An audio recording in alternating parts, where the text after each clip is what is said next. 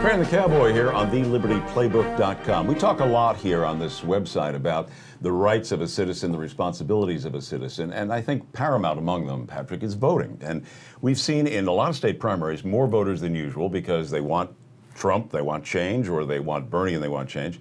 But here in California, where again it was kind of an afterthought, Trump's kind of wrapped it up and Hillary was pretty close, very low turnout.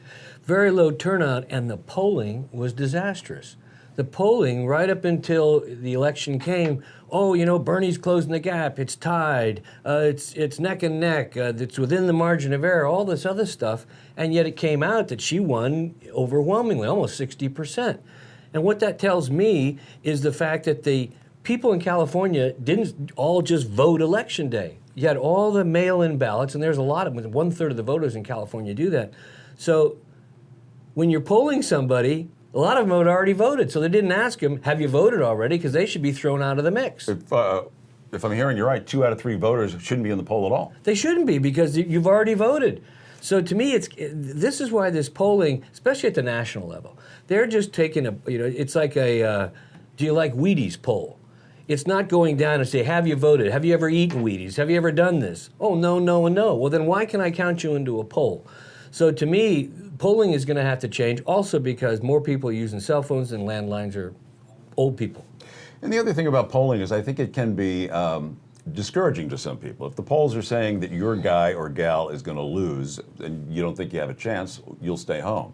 Because sometimes voting does take effort unless you're mailing in a ballot. Yeah. And the flip side of that is if you mail in the ballot 2 months before the election, a lot of things can change. Exactly. Your opinion is going to change. And the other thing, too, is when they make like the AP made the announcement the day before, I guarantee you that suppressed some turnout in California. And all states have something else on the ballot. You know, it's not just a presidential race. So did that hurt other ballot initiatives? Did that hurt Senate candidates? Did that hurt a guy running for the state assembly? So to me, the media ought to just shut up. Quite frankly, I think we ought to go back to no polling 2 weeks before an election, just like Gallup did in 1948. Primaries included? Yeah, why not? It doesn't mean anything because once people start voting, the whole mix has changed. And what happened in 1948? Gallup stops polling 2 weeks before. Right. What was the last poll? The last poll showed Truman losing. And the articles for the last 2 weeks were all about Mrs. Dewey, what kind of first lady she's going to make, who's going to be in the new government. Right. And the look what famous happened. Chicago Tribune headline, Dewey defeats Truman. Right. Well, not so much. Yeah.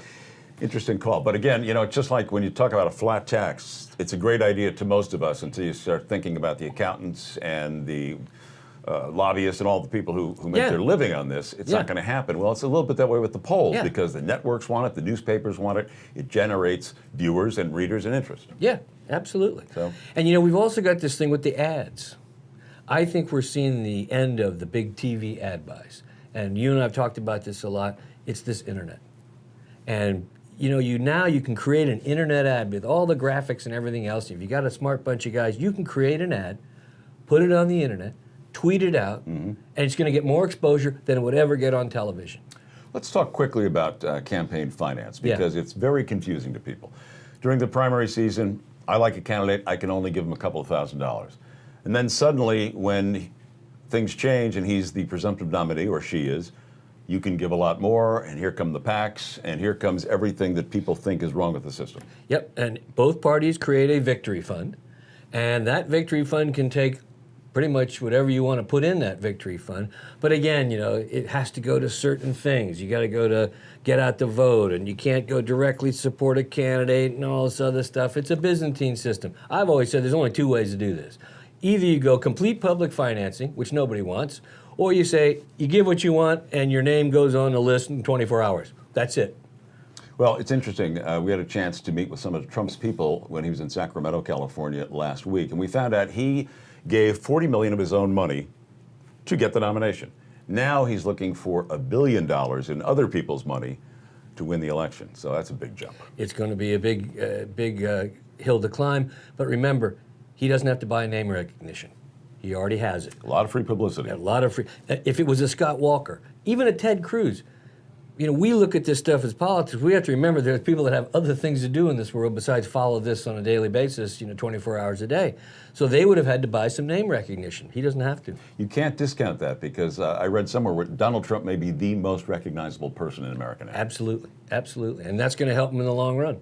Or hurt him. Or hurt him. Depending on what he says. But it's going to be entertaining, and we'll be bringing it to you right here on TheLibertyPlaybook.com. Huddle up!